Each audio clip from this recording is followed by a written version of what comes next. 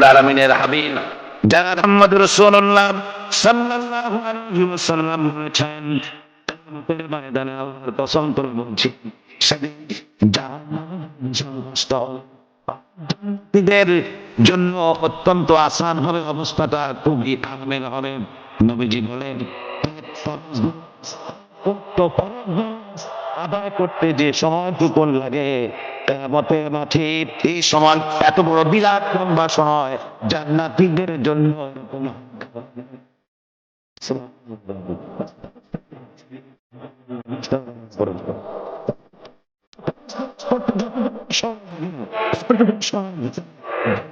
কান্না শেষ হয়ে যাবে।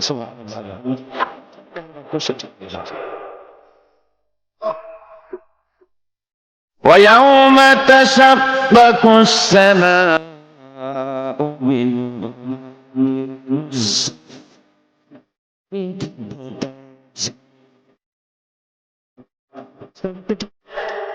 সেদিন মেঘ পুঞ্জ বেরিয়ে আসবে, আত্মপ্রকাশ করবে, তার ভেতর থেকে ফেরেশতারা ক্রমাগত নাযিল হতে থাকবে। আর অবস্থাটাই হবে আল মুলকু ইয়াওমাইযিনিল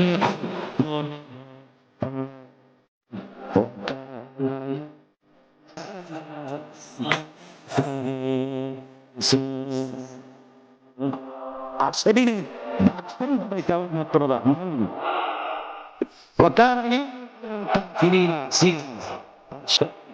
কিয়ামতের দিন, সেই সময়টা হবে কাফেরদের জন্য বড়ই কঠিন।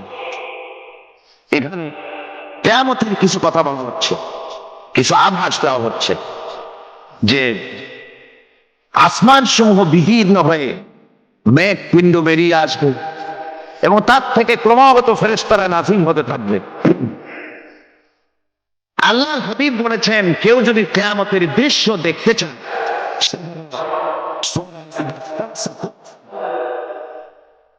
وإذا السماء انفطرت إذا السماء انشقت, এই সূরাগুলি যেন পড়ে, তাহলে কিয়ামতের দৃশ্য তার চোখের সামনে প্রতিভাত হবে।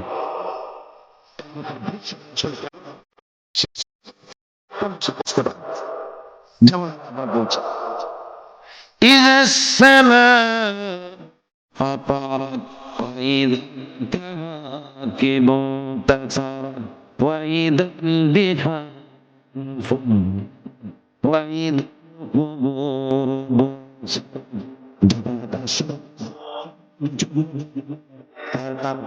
বিক্ষিপ্ত হয়ে পড়বে, সূর্য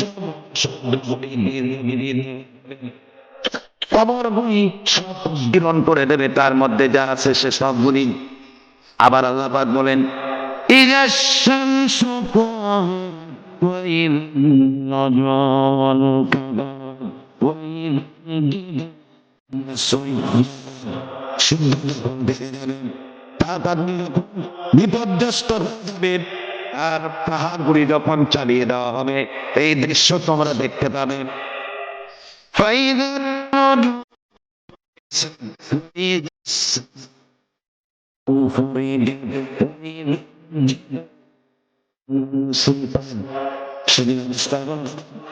সমস্ত তারকাগুলি স্ফীত হয়ে যাবে আর আকাশ বিঘ্ন বিঘ্ন হয়ে যাবে।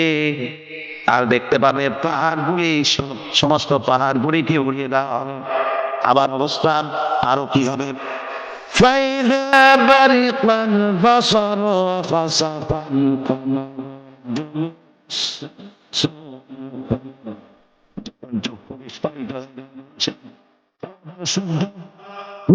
হয়ে যাবে, সব একাকার হয়ে যাবে, চন্দ্র এবং সূর্য তার অস্তিত্বকে হারিয়ে ফেলবে। শুধু তাই নয়,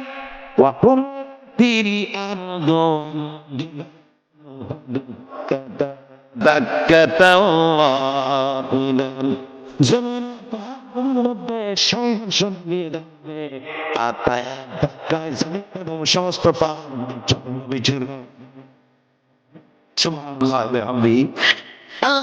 আমি বলছি বিশ্ববিশ্ব তোমার বিশ্ব তোমার দেখতে পাবে। আর الملك يومئذ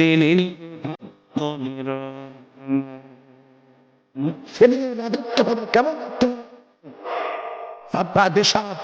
তিন বাদশাহী দেখে তোমাদের চোখে বাধা লেগে গিয়েছে, তোমাদেরকে দুনিয়ার বাদশাহী দেখে তোমরা ধোঁকা গিয়েছ। এসব বাদশাহী কিছুই ঠিক না। সেদিন সেদিন শুধু বাদশাহী থাকবে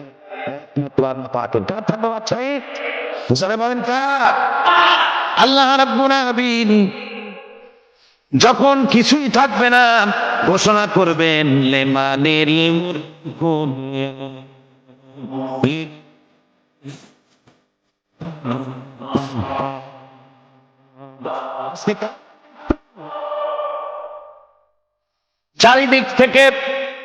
চারিদিক থেকে আওয়াজ আসতে থাকবে, পরাক্রমশালী আল্লাহ রাব্বুল আলামিন রাজত্ব আর কারণ নয়।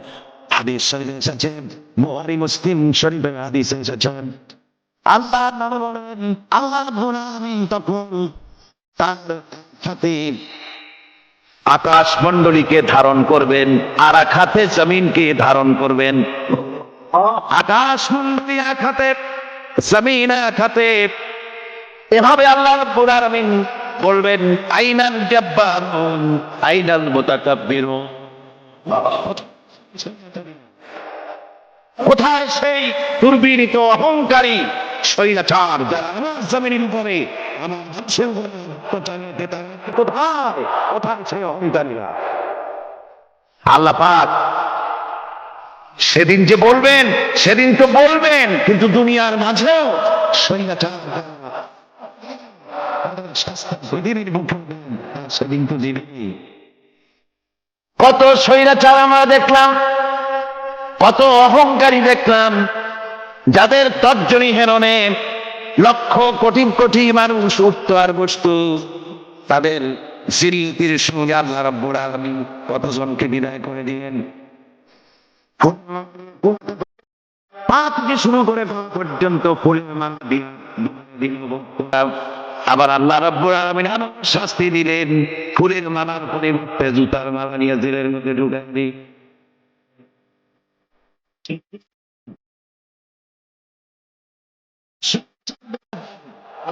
এভাবে তাদের দৃষ্টান্ত দেখিয়ে দেন।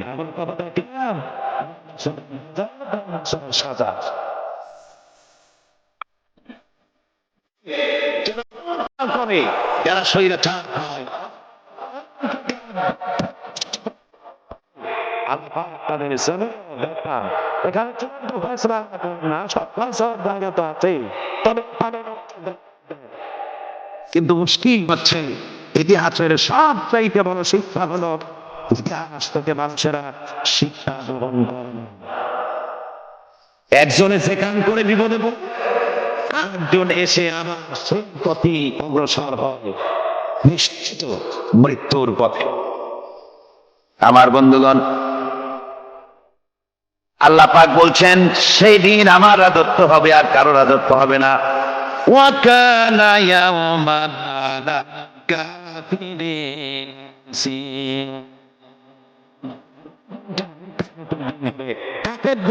সবচাইতে কঠিন, সবচাইতে কঠিন কাদের জন্য? কাফেরদের জন্য। কাফের কারা? কাফের হচ্ছে তারা যারা নাকি আল্লাহকে অস্বীকার করেছে। আল্লাহকে অস্বীকার করেছে কুফর শব্দ অর্থ হচ্ছে গোপন করা। এই জন্য আরবিতে কাফের বলা হয়েছে, অর্থাৎ যা সব জিনিসকে অন্ধকার দিয়ে ধরে দেয়। তো কুফর হচ্ছে সত্যকে মহাসত্যকে দেখতে সেটাকে কুফর বলা। আর কাফের অন্ধকারে ঘুরে ঘুরে কোন আলোর খোঁজ পায় না। আল্লাহ রাব্বুল আলামিন বলেন, কাফেরদের কথা এখন শোনাচ্ছেন আল্লাহ পাক, ওয়াল্লাযীনা কাফারু আউলিয়াহুমুত তাগুত মিনান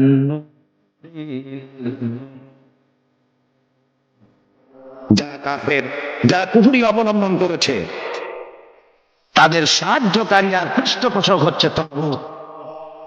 তাগুত বলা হয় সেই শক্তিকে যে শক্তি শুধু নিজে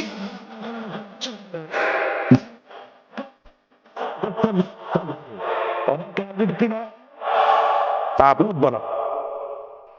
আর এই তাগুতি শক্তি,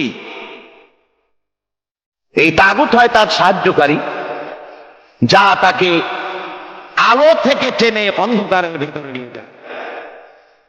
আর কাফির হচ্ছে আল্লাহ পাকের ভাষায় অর্থাৎ কোরআনের ভাষায় কাফির হচ্ছে সবচাইতে নিকৃষ্ট প্রাণী, সবচাইতে নিকৃষ্ট জীব বা সত্যকে যারা স্বীকার করেছে, জানে না,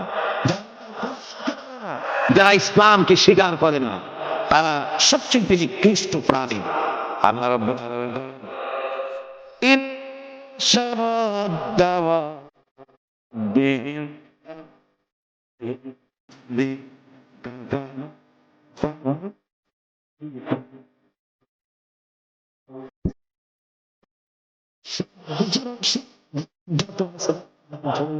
আমার যত আছে তার নিকৃষ্ট প্রাণী হলো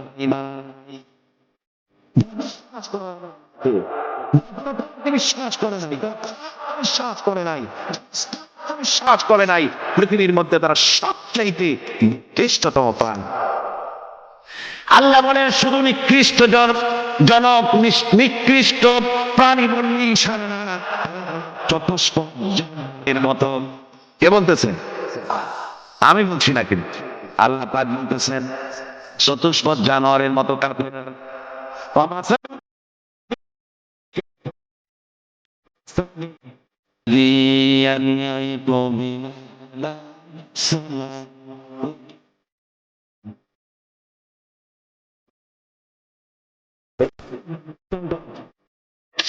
মতো তার পশুদেরকে ডাকে, আর পশুরা একটা ডাক শুনে মাত্র, কিন্তু কি যে বলে তারপর পশুটা বোঝে। ভালো বুঝতে পারছি।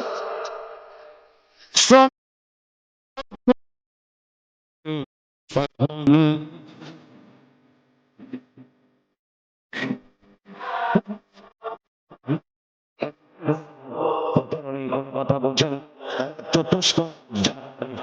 নিকৃষ্ট, যাদেরকে আমি আল্লাহ বলেন, যাদেরকে আমি চোখ দিলাম, চোখ থাকতে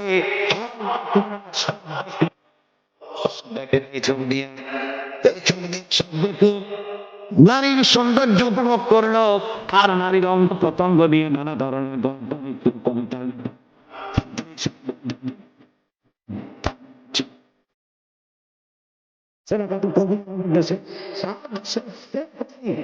পুরস্কার পায় শেষ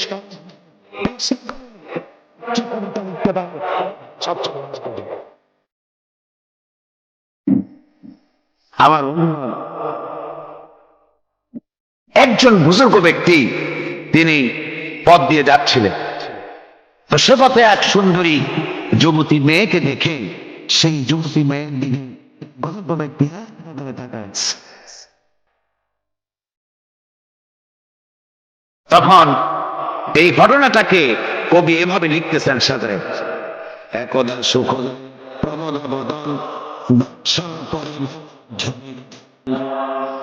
হেসে কহে সে রূপসী সবিস্ময়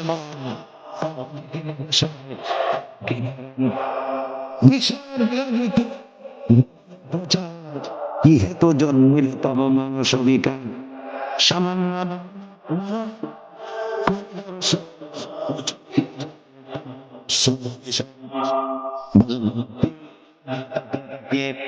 কাঁপতেছেন। সুন্দরী মহিলা বলেন, আল্লাহর বুজুর্গ বান্দা, আপনি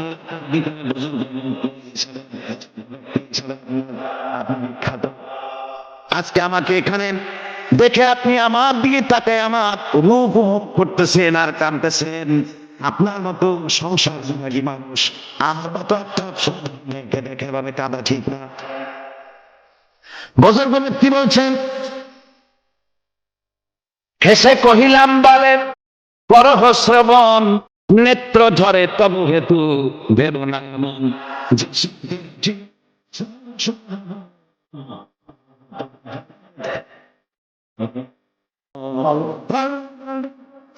কি দেখি কান্দিলাম, আমার চোখে পানি বেরিয়ে গেছে। তোমার দেখে আমি মনে মনে ভাবলাম, এত সুন্দর করে ডিমটা বানিয়েছে।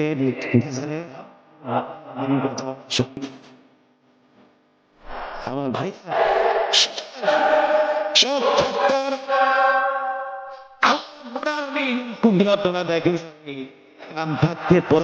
তোদের কানের মধ্যে ঢোকে নাই, বিবেক থাকতে আল্লাহ দিনকে বুঝতে পারে নাই, চিন্তা করতে পারে নাই। আল্লাহ রাব্বুল আলামিন বলেন না,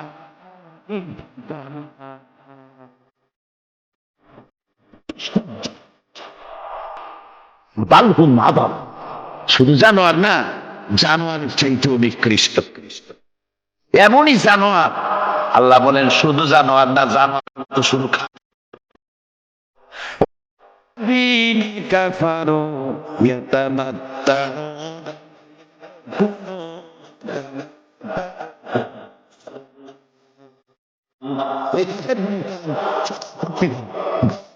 না নাটক গল্প নামাজ নাই, রোজা নাই, শুধু গান আর নাচ। দেখেন না প্রতি এই যে 1 জানুয়ারি রাত 12টার সময় আমার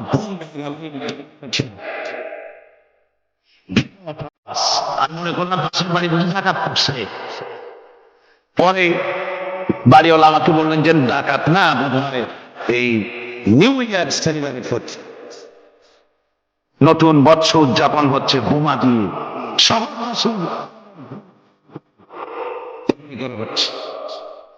এ তো গেল 1 জানুয়ারি। আর যখন আমাদের নিজেরটা যখন আসে, অর্থাৎ 1 বৈশাখ, তখন দেখছেন অবস্থা 1 বৈশাখে।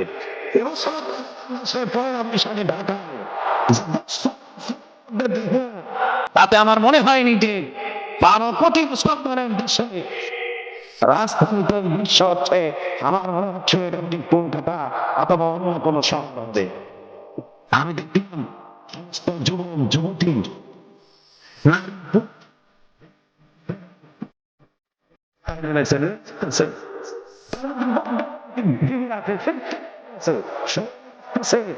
তাদের মুখোশ করা, মুখোশ, পুকুরের মুখোশ, মুখোশ, এই মুখোশ পরে আমি চিন্তা করলাম নববর্ষের সাথে টুকটার মুখোশের সম্পর্ক কি? নববর্ষের সাথে পাত্রীগালের মুখোশের সম্পর্ক কি? তাহলে আমরা কি বলতে চাই যে আগামী বছরটা আমরা টুকটার ভূমিকা আপনার শ্রীগার ঝুঁকতে করবো তাপির সাথে কি করবো? সকাল জীবন যুবতী সূর্য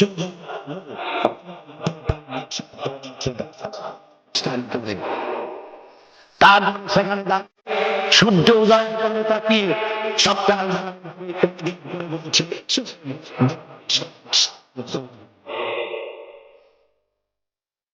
নববৈশাখ অলক্ষে বোধহয় এটা শুনে বলতেছে, বাবাজিরা আমার ডাকতেছো, অপেক্ষা করো, আমি আসতেছি। আমার ডাকতেছো, আমি আসতেছি। কোমরে গামছা বেঁধে আসতেছি, 225 মাইল ফিরে আসতেছি, আসতেছি।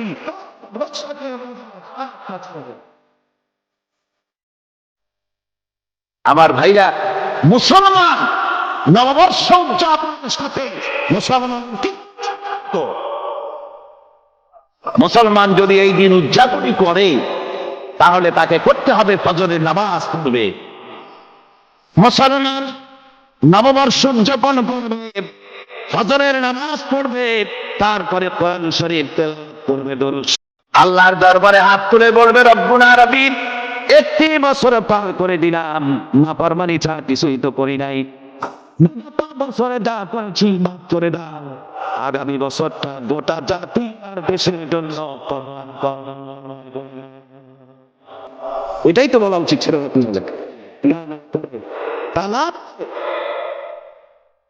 বৈশাখের পরিচালককে না দেখে সরাসরি বৈশাখকে আহ্বান করা হয়েছে, আর বৈশাখ আহ্বান করার মজা দিয়েছে। আল্লাহ রাব্বুল আলামিন তাই বলেন, কাফেররা তাদের কাজ হলো শুধু খাওয়া, তারা এমন খাওয়া খায় জনমের মতো খায়। ইয়াকুলুনা কামা তাকুলুল আনাম, জানোয়ার যেমন খায় এরকম খায়। তার মানে একটু বিস্মিল্লাহ হয়, খায় যখন ছেড়ে দেয় তখন আলহামদুলিল্লাহ বাভার দেখায়, আবার বাভার দেখায়। ডাব একটা কাটলো, বিসমিল্লাহ নাই, খাইলো, দুই চার ঢোক খাইয়া পুরা ডাবটার ফেলাই দিল। ডাবটা কি তোমার বাজার তৈরি করছিল নাকি? একটু বিসমিল্লাহ না, একটু শুকরিয়া পাই তোমরা। আমি গত এই ডিসেম্বর গেল, ডিসেম্বরের 16 তারিখে আমেরিকা থেকে এসছি। দেখলাম তারা প্রথম মাস বৃহস্পতিবার থ্যাঙ্কস গিভিং ডে অবজার্ভ করে। তা আমি জিজ্ঞেস করলাম থ্যাঙ্কস গিভিং ডে জিনিসটা কি? ওরা বললো এটা হচ্ছে যে গড আমাদেরকে সারা বছর ভালো খাওয়াইছে, আমাদেরকে ভালোভাবে পড়াইছেন, সুন্দর রেখেছেন, এই জন্য আমরা গডকে থ্যাঙ্কস দিই।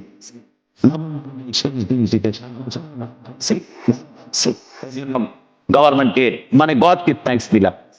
আমি আমার আলোচনা বললাম কেন আমেরিকার পার্থক্য তো এখানে, গডকে অস্বীকার করেছে, গড মানে না। আর নামাজ রোজা বা ইবাদত কিছু করুক আর না করুক, ওরা ওদের ডলার দিতেছে, প্রত্যেকটা ডলার আমরা বিশ্বাস করি। আল্লাহ সকল গুলিকে অদায় করে আল্লাহ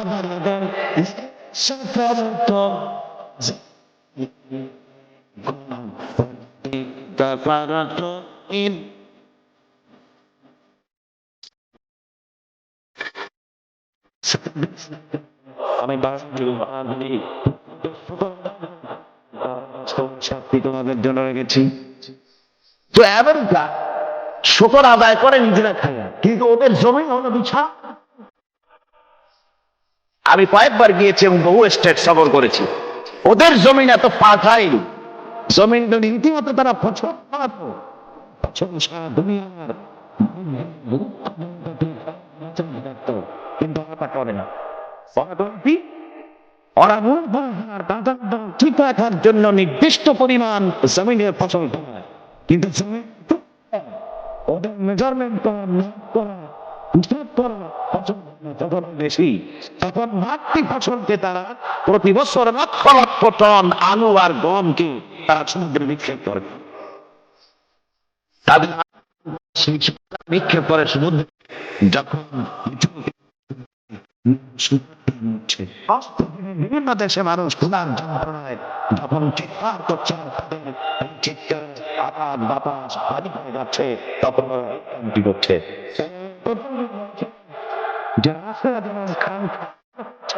অস্তিত্ব মৃত্যু হয়েছে আপনার সাথে আবরণ করার কারণে।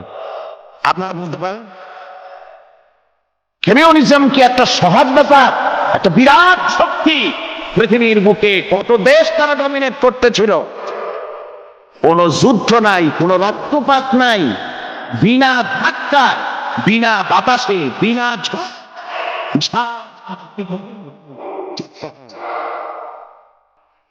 এটা হলো কেন?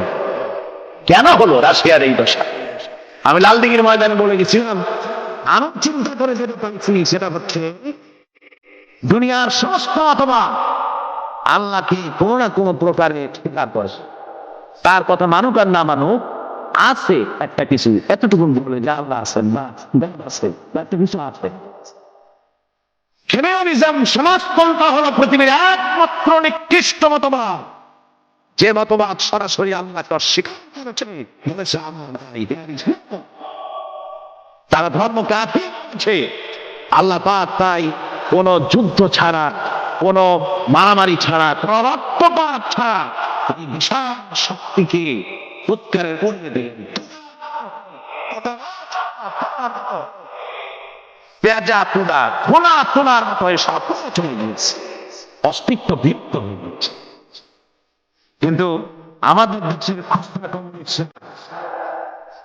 স্বপ্ন দেখে ওই যে কালকে বলেছি, তারা বলে কলমের খোসা এটা এখনো নষ্ট করা যাবে না, এটা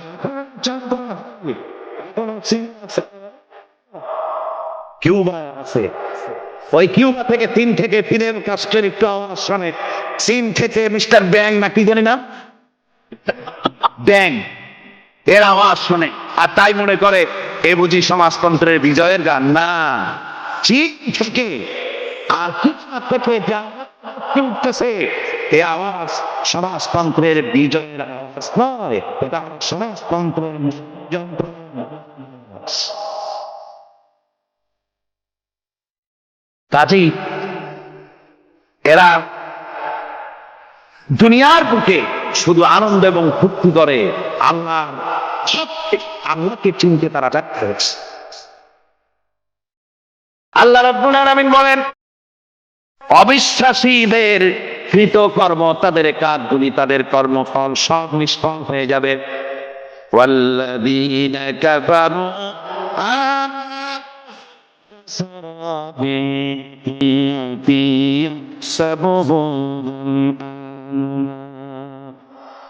আল্লাহ পাক বলেন, কাফের যারা, অবিশ্বাসী যারা, যারা আমাকে অস্বীকার করেছে, অবিশ্বাস করেছে, তাদের আমলগুলি হলো মরুভূমির মধ্যে মরীচিকার মতো। মরুভূমির মরীচিকা, মানুষ যখন দিয়ে পানি দূরে রাখে, পানি চিটচিট করতেছে, আর ওই মরীচিকা যেটাকে সে পানি মনে করেছিল,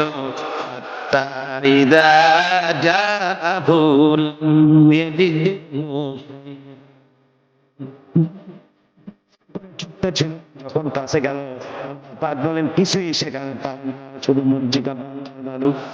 এরকম কোন যারা আমার দিনকে অস্বীকার করেছে, আমাকে অস্বীকার করেছে, তারা যত ভালো কাজ করুক আর যাই করুক না কেন, তাদের কৃত কর্মগুলি সব নিষ্ফল করেছিল। সমাজতন্ত্র শান্তি দেবে, ক্যাপিটালিজম শান্তি দেবে, সোশ্যালিজম শান্তি দেবে, ক্যাপিটালিজম শান্তি দেবে, মানুষকে হত্যা করে সমাজতন্ত্রের রাজত্ব যখন কায়েম করলো, 70 বছর চলে গেল, তারপরে তারা দেখলো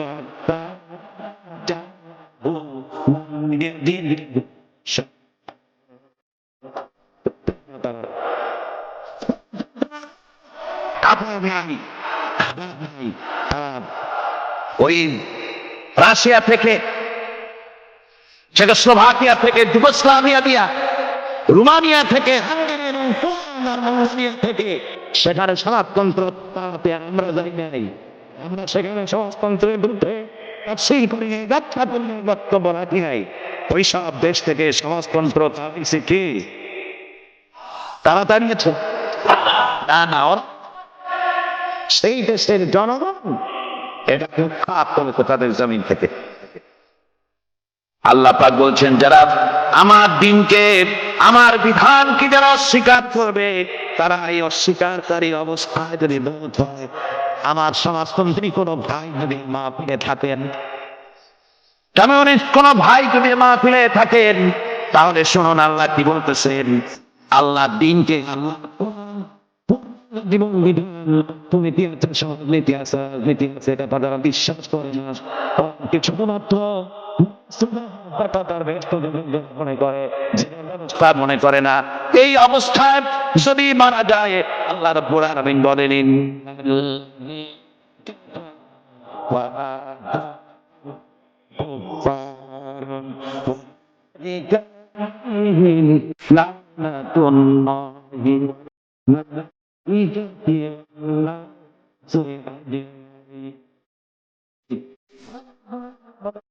আমাকে অস্বীকার করার অবস্থা, আমার দিনকে, বিধানকে অস্বীকার করার অবস্থায় যদি মৌত হয়ে যায়, তাহলে আল্লাহ ফেরেশতা এবং তামাম পৃথিবীবাসী হতে থাকে, লানত হতে থাকে। খালিদিনা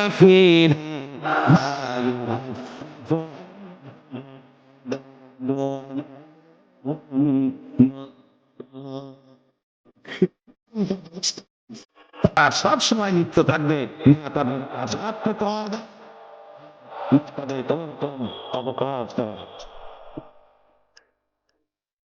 এখন আরো